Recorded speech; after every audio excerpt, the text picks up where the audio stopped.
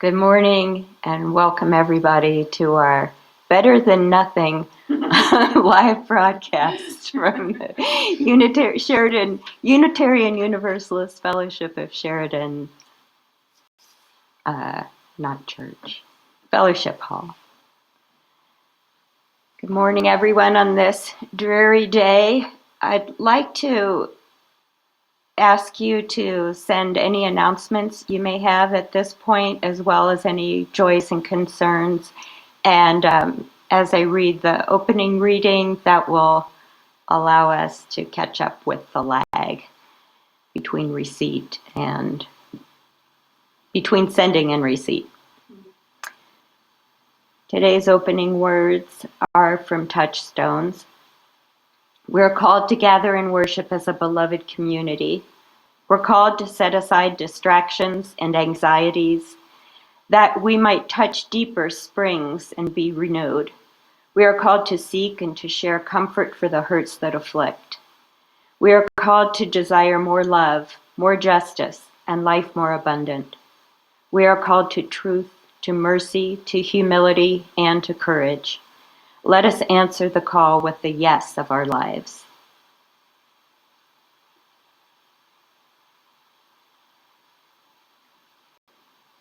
And Grace will share any announcements that you may have. Great. Ramona just wrote in to say UUFS now has an active Zoom account. I think we might hear more about that a little bit later as well. Any other announcements out there? Cameo says it's working, so that's an announcement. Great. The live stream is working. I had this stroke of insight that friends who are finding themselves not able to chat, it might be because you're not logged in to YouTube as a Google user. And I think that YouTube only allows chats coming from Google users. Great, okay. And we have some joys and concerns coming in, so I don't see any more announcements. I guess it's not too late for announcements. Maybe we'll just read them at the end of the service. So we have some live music this morning from Bill on the mandolin.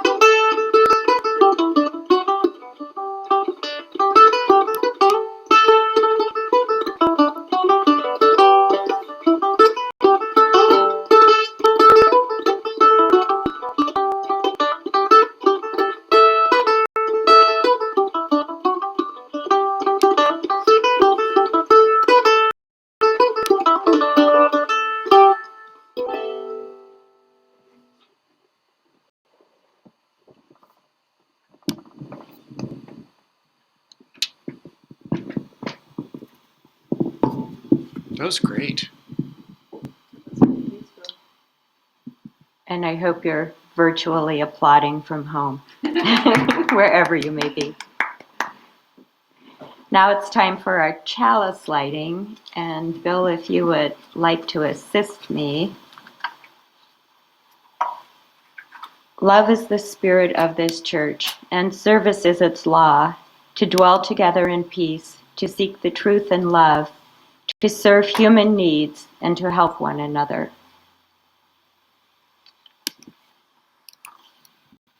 And I believe that Grace has some joys and concerns that you've sent that she'll share.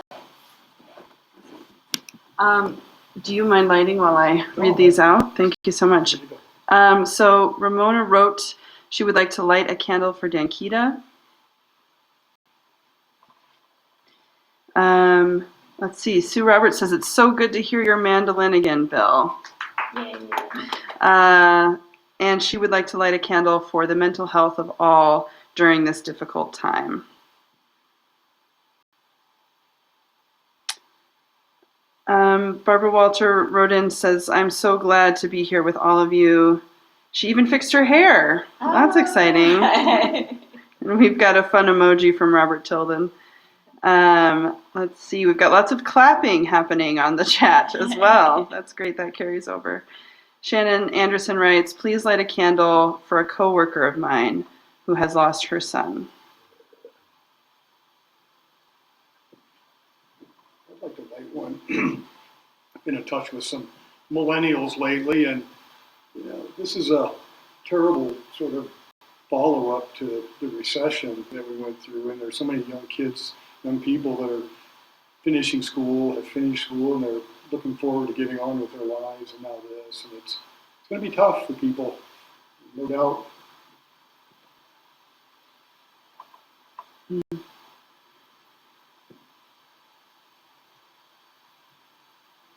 Can I just follow that with doing a light a candle for me? I'm flat broke. Yeah. Even with a job, which I feel lucky to have, it's also just like, yeah. So that's I guess a sign that economically things aren't really working right, despite the virus that's shutting everything down. So, yeah. We have another, Chris Corfanta wrote in, please light a candle for Sergei Mindham's family.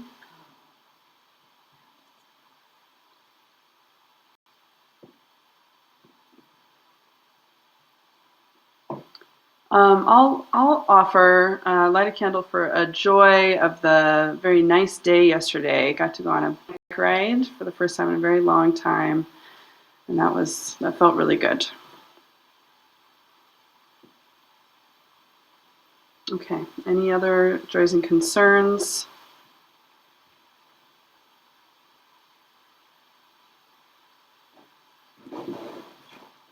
Not so fast, Paul. Just a final candle for those joys and concerns that undoubtedly people have in their hearts and just didn't choose to share, or maybe they were limited technologically wise. All right. Thank you, Bill. And I have a brief reading before our moment of meditation. Just find a nice spot where you can relax for a moment. Close your eyes if you so choose, but just be present for this moment. All this talk of saving souls, souls weren't made to save, like Sunday clothes that give out at the seams. They're made for wear. They come with lifetime guarantees. Don't save your soul. Pour it out like rain on cracked, parched earth. Give your soul away, or pass it like a candle flame. Sing it out, or laugh it up the wind. Souls were made for hearing, breaking hearts, for puzzling dreams, remembering August flowers, forgetting hurts. These men who talk of saving souls, they have the look of bullies who blow out candles before you sing happy birthday and want the world to be in alphabetical order. I will spend my soul playing it out like sticky string into the world so I can catch every last thing I touch.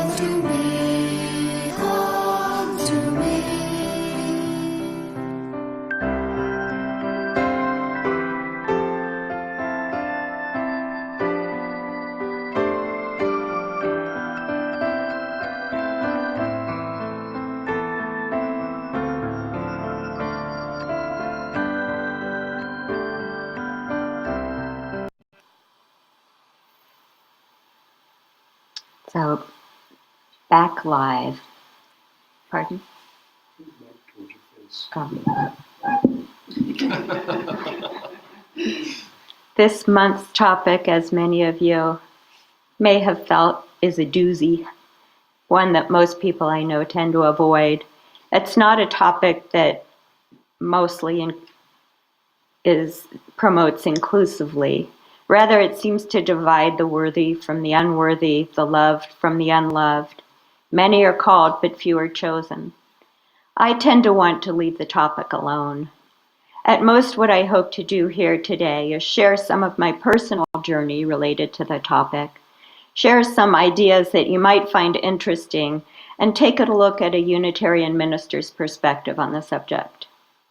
Maybe we'll emerge from this month's exploration with more insight into why this has been historically so important to so many, and we will feel more comfortable looking the topic straight in the eye.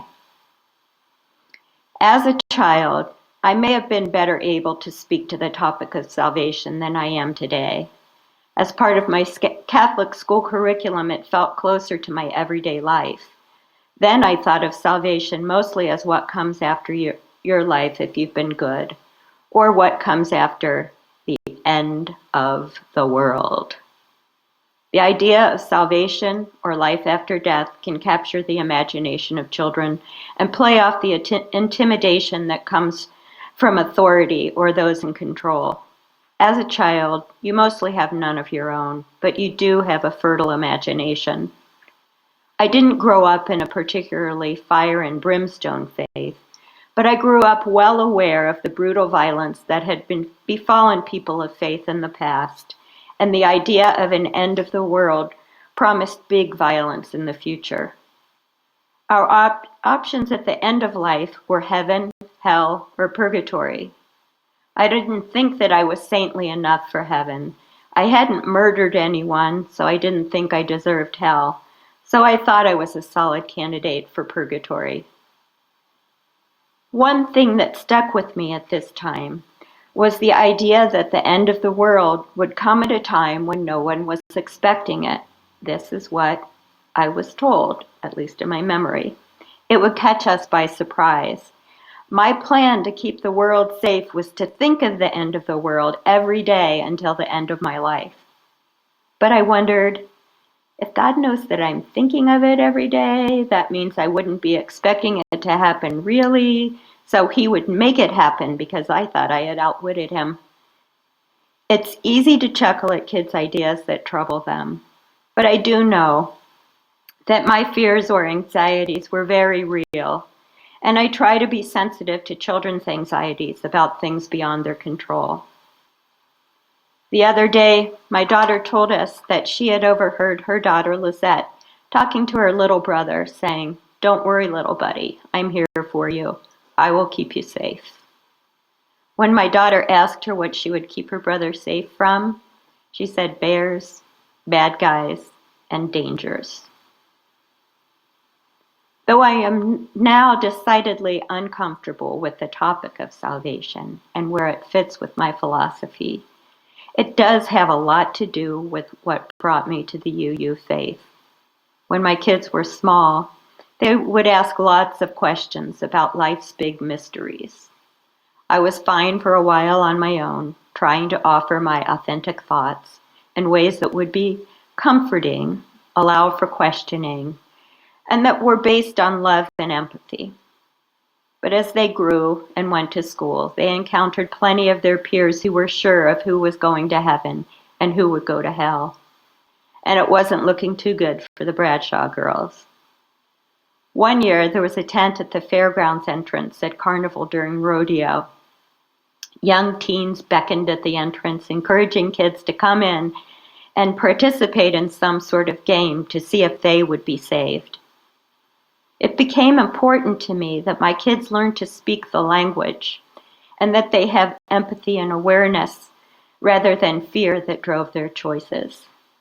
Exploring faith in what others believed while allowing room for them to develop their own beliefs drove me to make sure that this would be part of their education.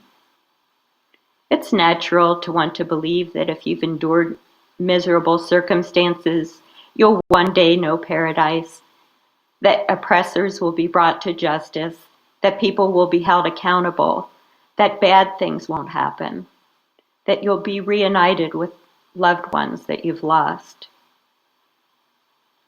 I was fortunate enough to catch an episode of National Public Radio's Fresh Air a couple of weeks ago that spoke to the topic of salvation. The guest was Dr. Bart Ehrman, a distinguished professor of religious studies at the University of North Carolina, Chapel Hill.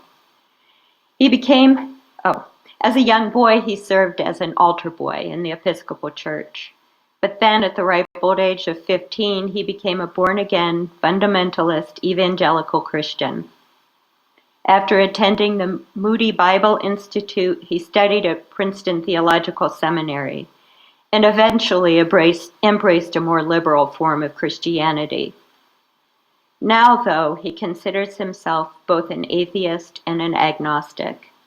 He says he doesn't know that there's a supreme being, but he doesn't believe there is.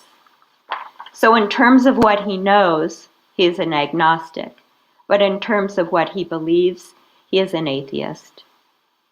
His book, Heaven and Hell, A History of the Afterlife, was released recently.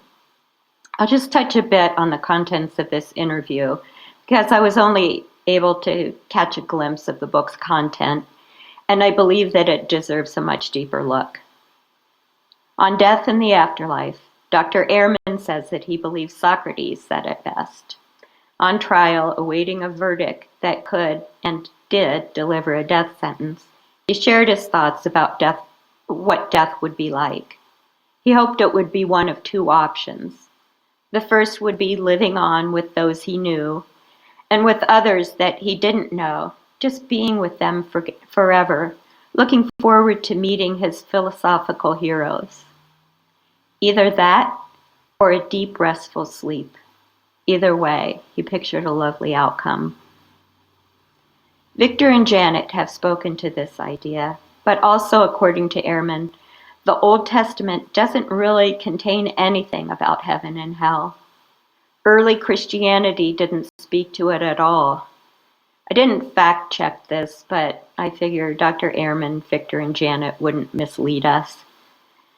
The idea of a soul separating from a body after it dies wasn't a thing. Existence was entirely related to the body. But around 200 years before Jesus was born, a shift in thinking in ancient Israel began to form around a concept that scholars today call apocalypticism. These people began to think that the reason there's suffering in the world isn't due to what the prophets had said, that people sin and God is punishing them for their sin, but because of forces of evil in the world, just bad things that were aligned against God and his people. There were demonic forces in the world that created misery for everyone. Apocalyptic thinkers came to think that God was soon going to destroy these forces of evil, get rid of them altogether, and the world would again return to utopia. God would ultimately keep us safe from bears, bad guys, and dangers. And in this scenario, it would be extended to those who had been on God's side throughout history. Worthy people would be brought back from the dead to live in this new paradise.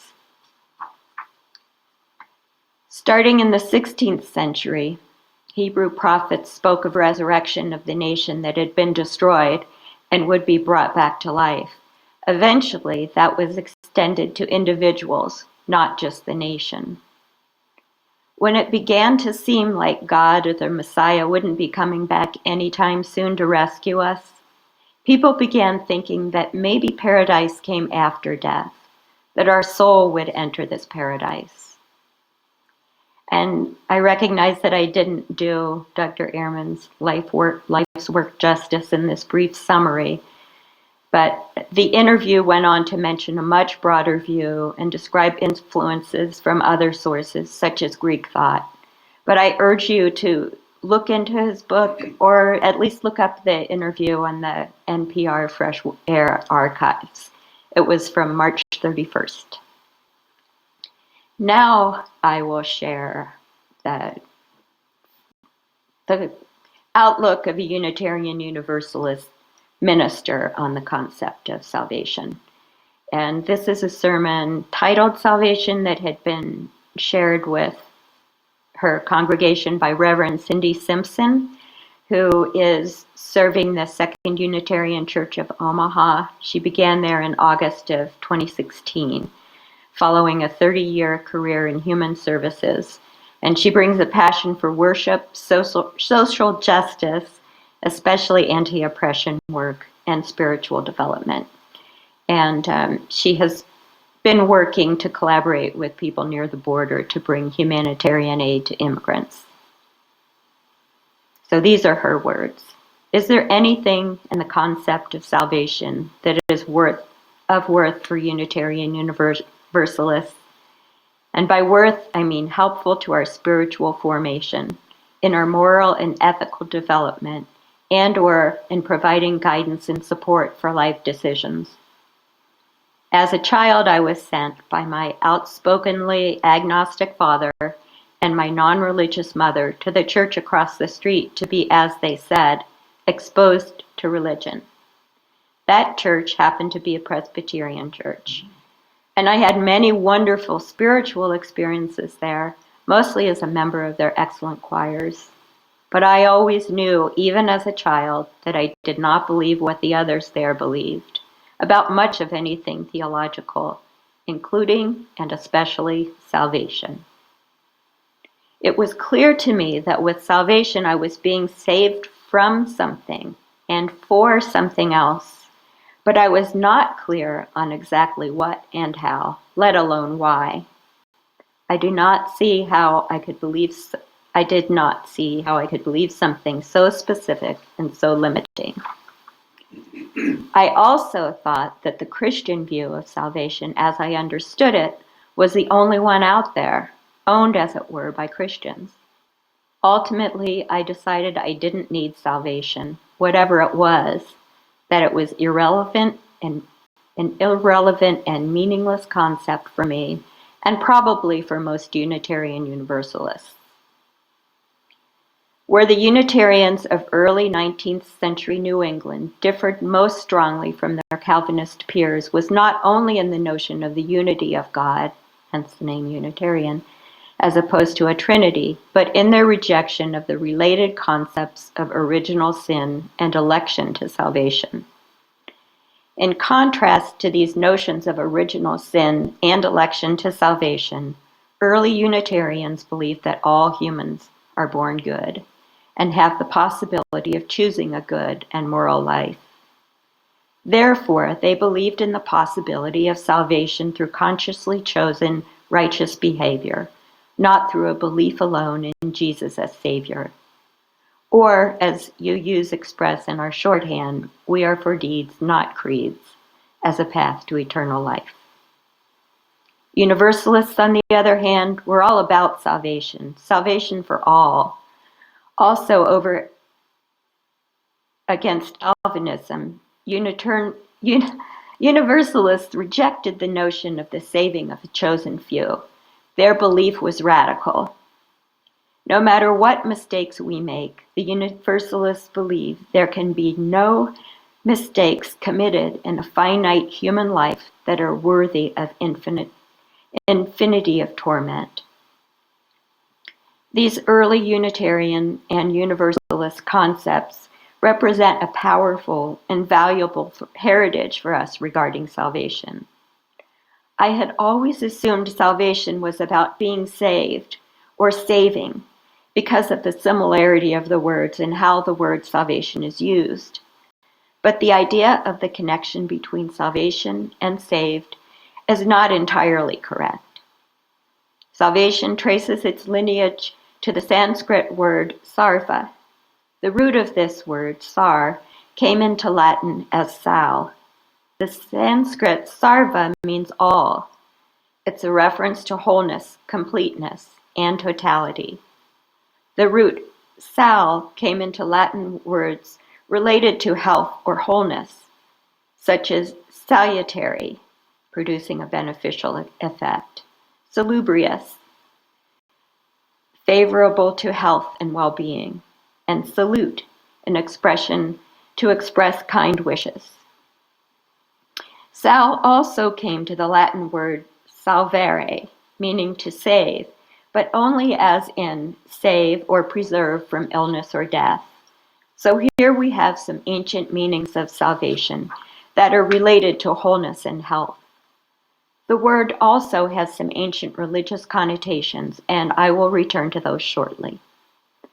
I attribute to the Reverend Robert Latham the initial development of my personal concept of salvation. For Robert, all religions primarily seek to answer what he calls life's 5 big questions. Question 1 is about who or what is in charge. Question 2 is about who we are as human beings. Question 3 is about how do we know what we know. Question 4 is about the purpose or worth of our lives. Question 5 is about the meaning of our deaths. Your answers to these questions are the foundation of your personal religion. Question number 4 is about the purpose and worth of our lives. This is the salvation question. The theological name for this concern is soteriology. Victor had mentioned this in his talk that opened the month. To elaborate on the soteriology or salvation issues, they are about why humans exist, about what gives meaning to life, about what is the trade-off and the payoff for giving life energy to our life purposes, and about how we are fulfilled. In the Hebrew Bible, the Hebrew word most often translated as salvation is yesha, meaning to be free, in a wide or roomy space, carrying the sense of being freed from confinement, constriction, and limitation. In the New Testament, the Greek word most often translated as salvation is soterion. In the Phoenician symbol system of writing, which was pictorial and from which the Greek and Roman alphabets derived, there's an image that came into Greek as the word soterion. This image was a picture of a broken pot or vessel. Soterion is the process of being made whole, of reintegration, or being restored and made sound. There are 2 ideas implicit for us in this picture of the broken pot, as opposed to a whole one. The first idea is that all humans experience brokenness in their relations to self, others, and the universe. Brokenness or imperfection is a human universal. The second idea is that the journey to wholeness is an ongoing process. Everyone, no matter what age or ability, has the capacity and opportunity for greater wholeness and healing. The broken pot reminds us that we live in the possibility and the reality of becoming more whole. For me, these ideas of salvation were a revelation that gave the lie to my notion that Unitarian Universalism does not offer salvation as a path and a place where we are encouraged to use our freedom to transcend our limitations and to seek wholeness and healing. I think we offer it as well or better than many faiths. Salvation is not about being saved from or saved for anything. It is about how we find the purpose of our lives. It's about the ways in which we seek to become whole and complete in our relations with others.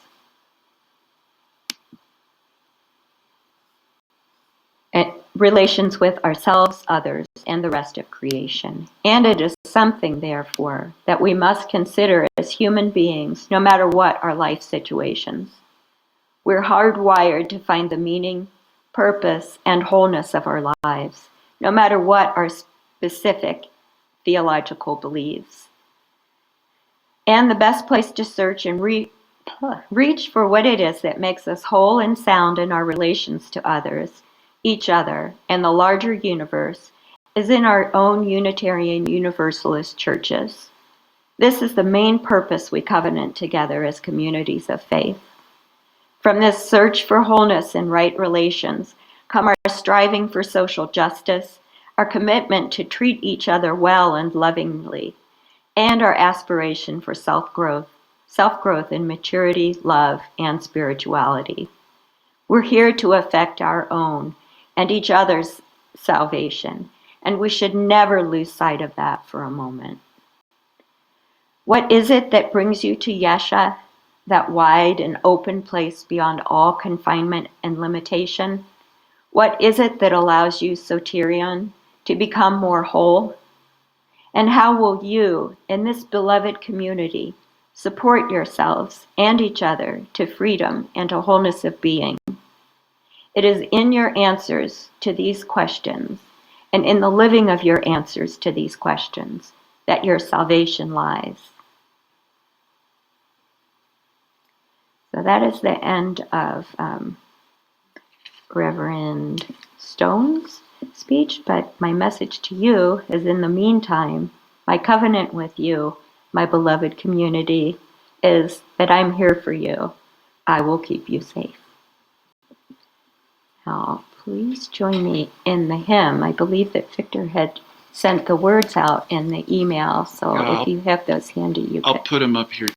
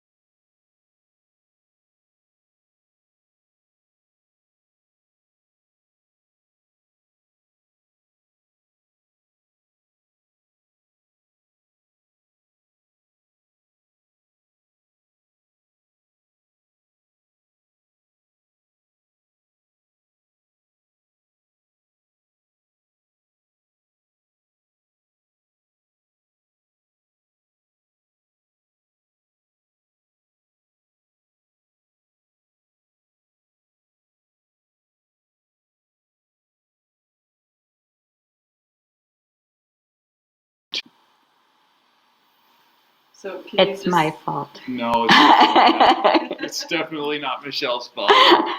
Although that's very kind of you to want to take that I'll on. take the I'll take the heat. Uh, I'm just so appreciative of you guys showing up We're here. so sorry. We're so sorry, week. everyone. I hope that you all had a great a cappella singing of that song twice. Because And music didn't come. we tried and we failed twice. So But this is our Better Than Nothing broadcast. this is our Better Than Nothing broadcast. And every week we get better, I believe. So if you will please join me in blessing this offering. Please join Bill. Just as a reminder, the giving information is on our website, so if you didn't happen to catch that when Michelle mentioned it. And there should be a link right with the live stream to Right. Tithely. Yeah, it's as easy as we can make it. Let this be an offering to sustain and strengthen this place, which is so sacred to many of us, a community of memory and hope, for we are the keepers of the dream.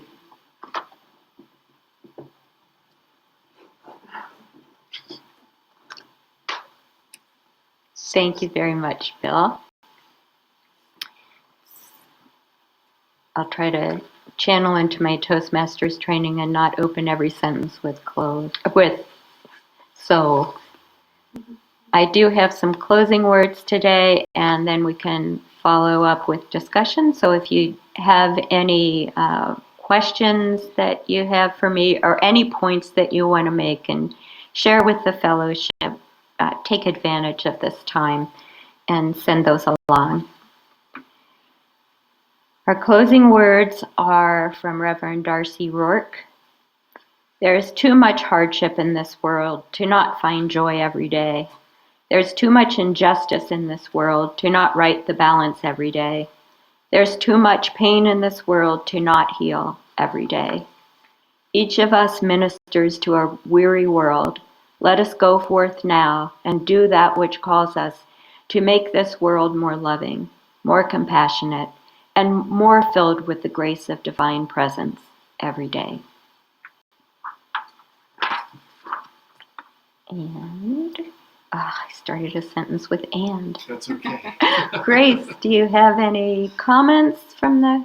I do, and I'm going to Fellowship? stand here and offer them so you can Okay, respond thank you. from there. Okay, let's see. We've got Kabir Hartwick said, thank you. Very thought-provoking concepts of salvation. Sue Roberts says, salvation and thought run. I really appreciate your stories from childhood. You would not have languished in purgatory. You definitely are a heavenly being. Uh-oh, Sue told a lie. And she added, I really like the concept of wholeness rather than being saved. And then there's some cheering because we finally figured out how to come back to our sorry. people. So sorry. That's probably for the singing. Yeah, right. Well, they didn't get our rendition. Oh, good. Let's see. Cameo, thank you for putting the words together for the talk this morning. It's great. And that's what we've got so far from the comments. I had a thought. My brain is always kind of like stuck in evolution mode. Like, where did we come from as animals, you know? And I just loved that. It's your granddaughter's Yeah. comment about I'm going to protect him from bears, bad guys, and dangers. Yeah. And I think like that is basically all that we should ever have to worry about. Yeah. Are those three things: Like- bears, bad guys, and Threats dangers. to our, Yeah. to our well-being. But then like coming back around to your idea of what are we up to as Unitarians is that we're in this together, and that this work of searching and growing as people, it's like the end product of that same thing that started with the ancient humans long ago. We're taking care of each other. Right. That's what we're about. Right. Yeah, and I saw a real through line, and I just loved your talk very much.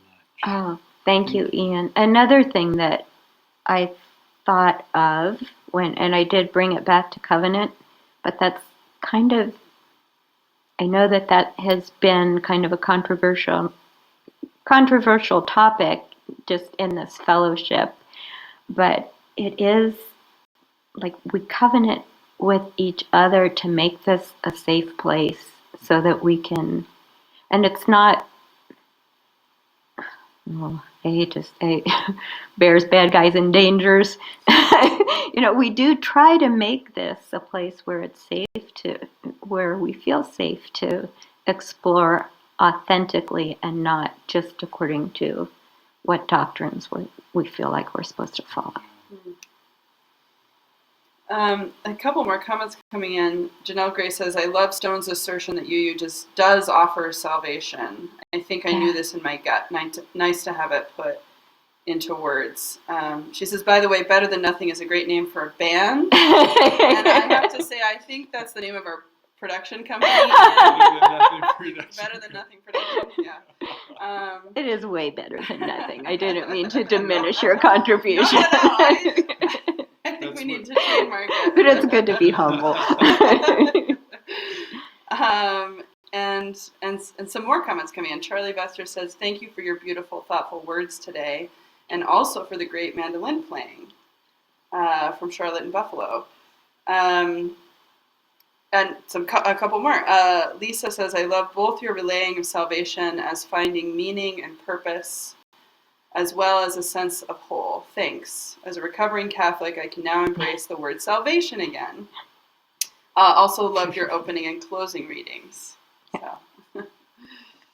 Thanks for the input. It feels good to know that I'm just not talking to a computer. Yeah. I'm talking to people.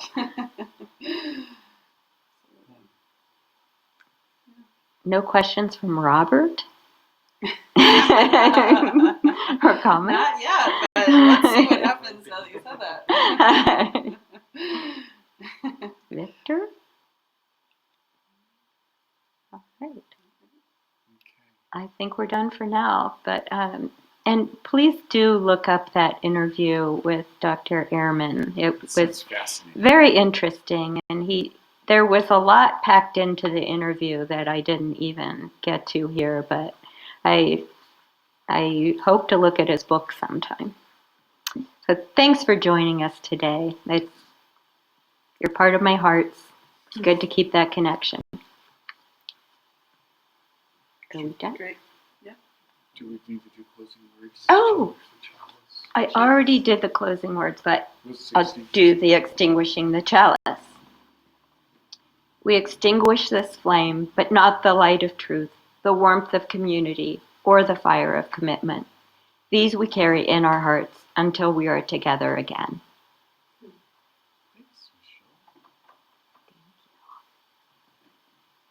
Stay safe. I'm going to do before everybody logs on. Here's a quick technical announcement if you're still watching. So you mentioned that we have a Zoom account now, and we'll get more information out about how that works. It's pretty easy to use. And so we're hopeful that as we do these live streams that we may be able to get each other's faces together too virtually through using Zoom. So what Zoom is like, it's like a big video phone chat room. So everybody can see each other. We can all hear each other. And my thought is maybe that we can do the service mostly like we've been doing it, perhaps even at the point where it's a discussion, then somehow we can involve the discussion on Zoom. So as much as I keep saying, like, I'm maxed out, I can't do any more, I will do my utmost to see if we can get like a next level of thing happening. So, okay. Thank you, everybody. Bye.